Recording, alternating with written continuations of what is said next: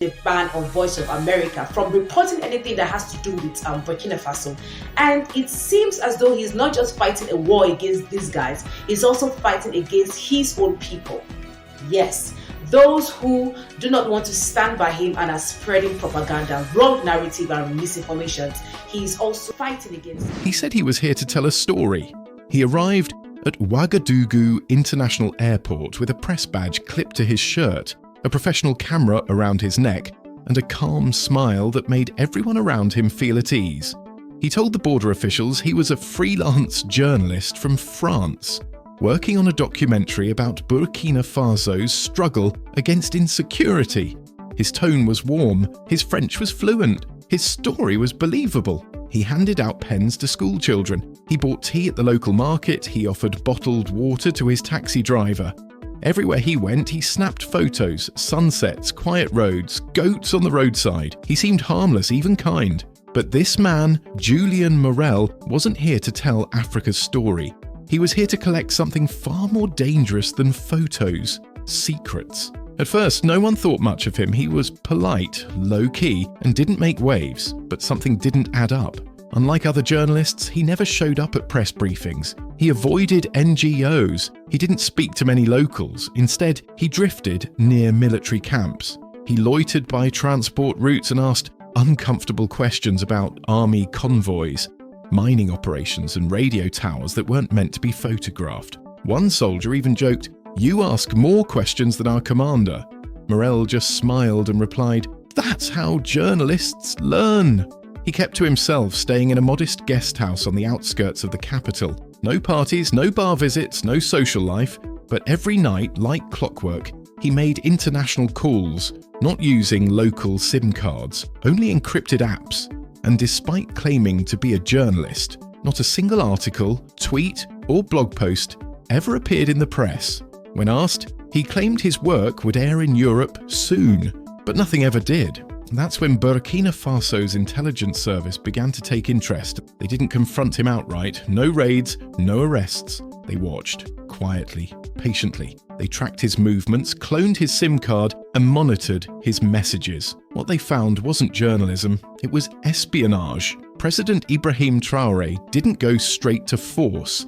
Instead, he chose a smarter path. He decided to let the truth expose itself. A quiet press event was organised in Ouagadougou. No international media, no flashy banners, just a few local reporters and one special guest. Added to the list at the last minute, Julian Morel. The man who had claimed to be documenting the people's struggle was now being invited to meet the very president he claimed to admire. When Julian arrived at the presidential press room, everything seemed normal at first.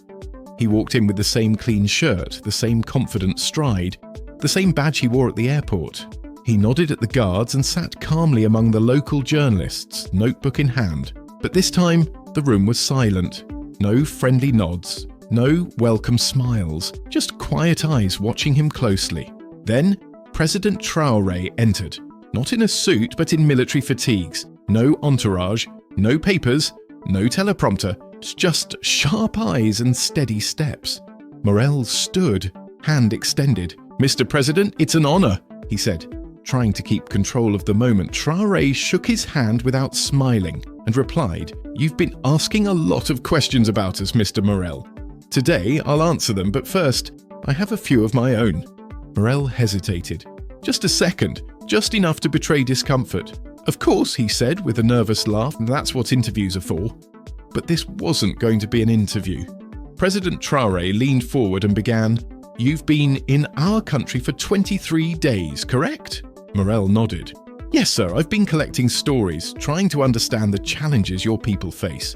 "Understand what exactly?" the president asked, still calm but sharper now. "Security, infrastructure, regional issues," Morel replied. Traoré gestured. A soldier stepped forward carrying a sealed folder. "In those 23 days," Traoré said, "you visited 9 sensitive zones, all near active military operations. You recorded 3 classified areas, disguised as interviews." Julian's face shifted slightly. "I'm a journalist. That's what we do. We go where the stories are." Traoré didn't flinch. Is it also your job to send encrypted emails to servers in Abidjan at 2 a.m? The air in the room changed. Another soldier held up photographs, images of Julian at night, laptop glowing, fingers tapping away. More photos showed him at a restricted radio tower. Screenshots followed, emails, texts. One email was sent to a known French military contractor. Morel stiffened. "I can explain." "Please do," said Traoré. But Julian stayed silent. What followed next wasn't dramatic, it was deliberate, methodical. A soldier brought in a black laptop. Julian's. He hadn't even noticed it was gone. On the screen, a digital map of Burkina Faso appeared. Real-time markers showing routes, depots, and gold mine access points. A folder was open on the screen, its title, "For Review, Côte d'Ivoire." The silence was thick. Traoré lifted a printed email. It read, "Target movements predictable. Palace security light, ideal for future asset placement." Julian stammered, "That's not real, it's fake." The president looked him dead in the eyes. "It was sent from your encrypted account at 2:17 a.m. from your guest house in Zone 3. We don't fake evidence here, Mr. Morel, we collect it." No one spoke, not even the local journalists. One crossed herself, another lowered her pen. Julian Morel, the man who walked Burkina Faso's streets with confidence and charm, now sat frozen, exposed and utterly speechless. Traoré didn't shout, he didn't threaten. He looked at the camera. This man claimed he came to understand our people, but he didn't. He came to identify weaknesses, to steal information, to send our secrets overseas. Then, turning back to Julian, he said, "You came to tell stories. Now you are the story." And with that, two guards stepped forward. Julian didn't resist, he didn't speak, he just lowered his head and walked out, flanked by soldiers. The camera captured it all. By sundown, the clip was viral. The press room emptied quickly, but the moment stayed behind. Before the last chair was folded, the first clip had hit social media. A calm President Traoré asking, "Do you call this journalism or betrayal?" The video was only 40 seconds long, but that was enough. The spark caught and Burkina Faso lit up. In cafes across Ouagadougou, crowds huddled around phone screens. In homes, families watched on loop. Teenagers played it in schoolyards. Merchants replayed it behind their market stalls. A man stood outside a bus depot shouting, "He caught a spy live on national TV." His voice carried into the air like a victory chant. The reaction was instant. It didn't matter where you were in the country, city or village, office or street corner. The name Julian Morel was now a symbol, not just of deceit, but of exposure. The spy who came with a camera had been unmasked, not in secret but in public, and by the president himself. In a small village near Kaya, an elderly grandmother turned up the radio and nodded quietly. "We've waited a long time," she whispered. "A long time to see a president stand this tall." The footage travelled faster than any newswire. TikTok, WhatsApp, Facebook, Instagram reels were flooded. Comments poured in from every corner of West Africa. One read, "They came to study us, but they got studied."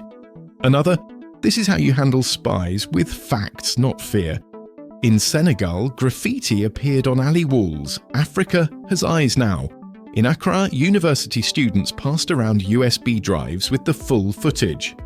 In Nigeria, a viral tweet put it plainly, "He didn't raise his voice, he raised the bar." But in France, things were different. The French Ministry of Foreign Affairs released a brief, cautious statement. "We are reviewing the situation and expect fair treatment for all citizens abroad." That was it. No denial, no defense, no reference to the photos, not a word about the encrypted messages or the links to French contractors in West Africa, because they couldn't say anything. The evidence was already public, and meanwhile, back in Burkina Faso, Julian Morel was under arrest. Formally. Not for journalism, for espionage, illegal surveillance, breaching national security. He was moved to a secure facility outside the capital. There was no dramatic press release, no photo op of him in cuffs. Just a quiet van ride. just as quiet as his exit from the press room. But the message had already gone global. Africa was watching now, and it wasn't blinking. President Traoré didn't rush back to the spotlight. For 3 days, he said nothing. No tweets, no interviews, not even a follow-up statement. He didn't need to. The images did the talking. Photos of Julian crouched near army radio towers, screenshots of Julian's laptop with maps, oil routes, military depots. And that final email, predictable palace security, ideal for asset placement. The story told itself and people listened. On the 4th day, President Traoré stepped out again. No fanfare, no national address, just a courtyard at a public school. Children sat cross-legged on the floor. Farmers leaned against trees. Market traders, bus drivers, teachers, even soldiers gathered. There were no foreign press crews, no bodyguards shouting orders. Just a man standing in the sunlight, ready to speak. A leader, not to the world, but to his people. "They've been watching us for years," he began, his voice measured. "Not to help us, not to hear us, but to control what we say, what we build, and what we dream." He paused, letting the weight of the moment settle. "They sent one man with a camera," he said. "But it wasn't just a camera, it was a weapon." You could hear a pin drop. He continued, "That man claimed to be a journalist, but his memory card held more military maps than interviews, more targets than truth. He didn't come to tell our story, he came to steal it." Some in the crowd gasped. Others nodded slowly, painfully. A woman near the back wiped away tears. And then he said something that would echo far beyond that schoolyard. "To the next one who comes with a smile and soft words with wires hidden in his bag, don't mistake our silence for blindness. We see you now." That line wasn't just powerful, it became a rallying cry. Across the capital, someone spray-painted it on a wall. "We see you now." Within hours, it was everywhere. TikTok videos, protest signs, university hallways from Bamako to Dar es Salaam. In Accra, someone turned it into a spoken word poem. In Kinshasa, it was turned into music. Even art students in Dakar painted murals of Traoré beside the phrase. In bold white letters, "We see you now." This wasn't about catching one spy anymore, it was about exposing a pattern, about recognizing a decades-old trap and finally breaking free. There were no embassies stormed, no crowds chanting at consulates. There didn't need to be. The power wasn't in the noise, it was in the silence. The cold, clear exposure of someone who thought he could get away with it. "You taught us how to use a camera," Traoré said. "Now we know how to point it back at you." That's how this chapter ended. No gunfire, no shouting, just one man caught in the act and a continent awake to its own voice. Julian Morel had come to uncover a story. He ended up becoming it, but the story doesn't stop there. Because this wasn't just about Burkina Faso. Across Africa, something had shifted. Journalists and students started asking new questions. Who else had come before with fake smiles and curious questions? Who else had been silently collecting? What data, what secrets, what patterns had slipped through in the past? Governments began quietly auditing the foreign press access they had previously granted. A few started reviewing embassy staff rosters. Others began tightening access to sensitive areas. A silent recalibration was underway, but the most important shift wasn't in policy, it was in pride.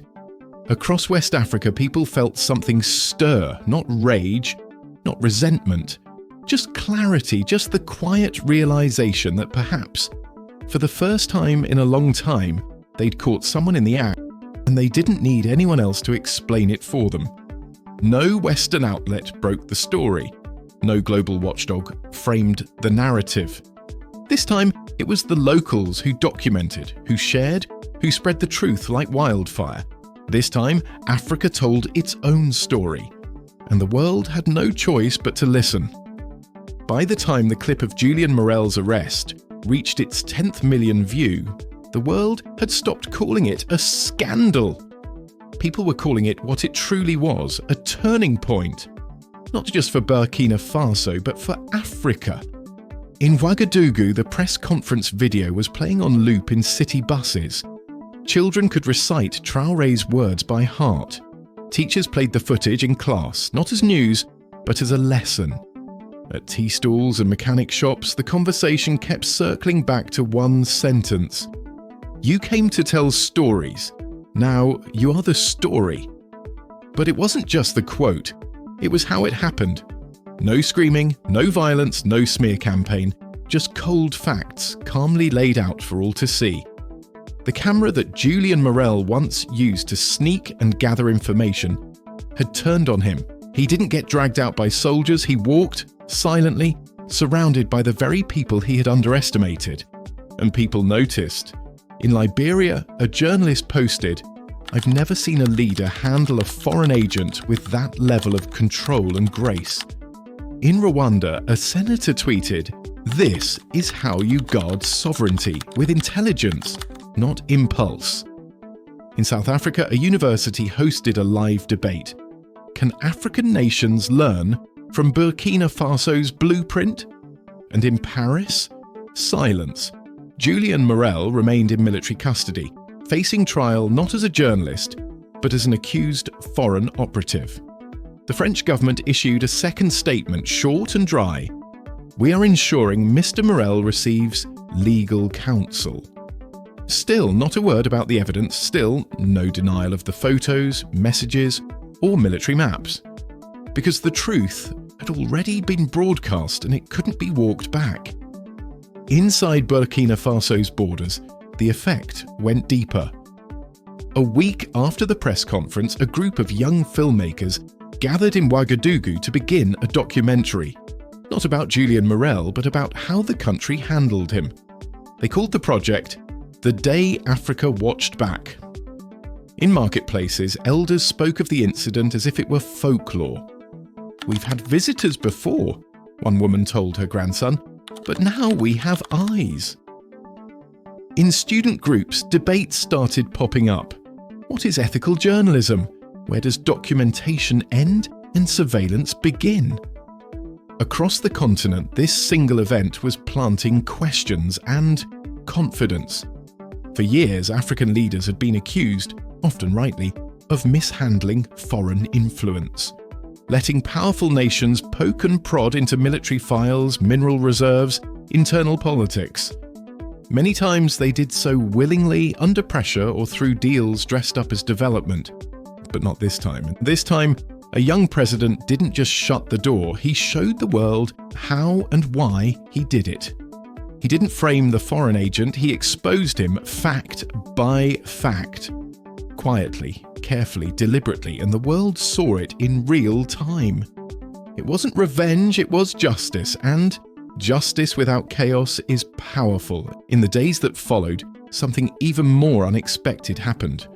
Across West Africa, dozens of actual foreign journalists stepped forward to share solidarity, not with Julian Morel, but with President Traoré's approach. One wrote, "I've been reporting in West Africa for 14 years.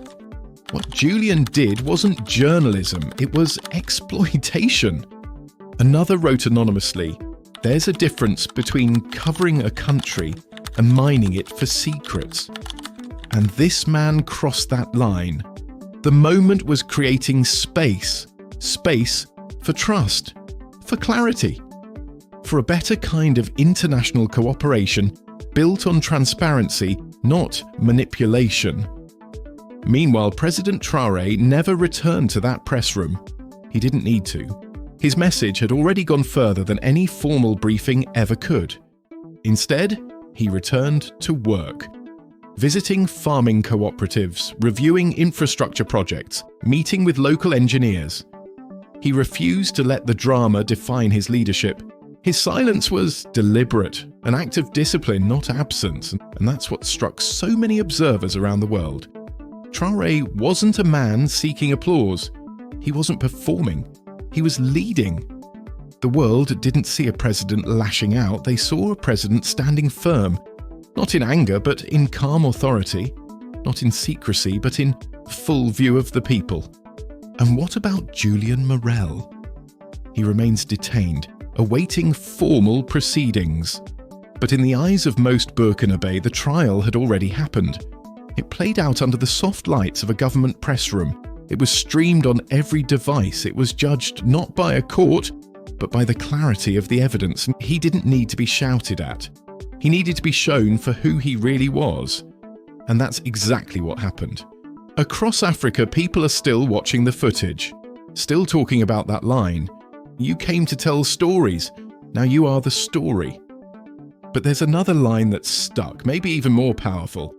Don't mistake our silence for blindness. We see you now.